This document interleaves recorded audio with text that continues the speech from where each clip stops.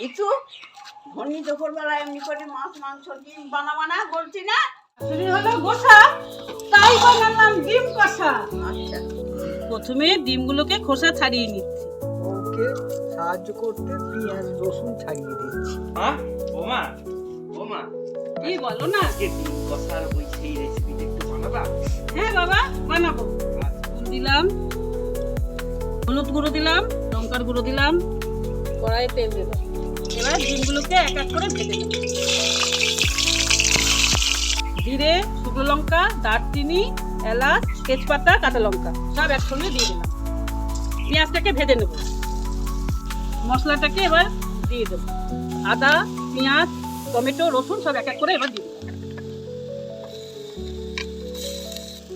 নুন আর চিনিটা এবার দিয়ে দিলাম।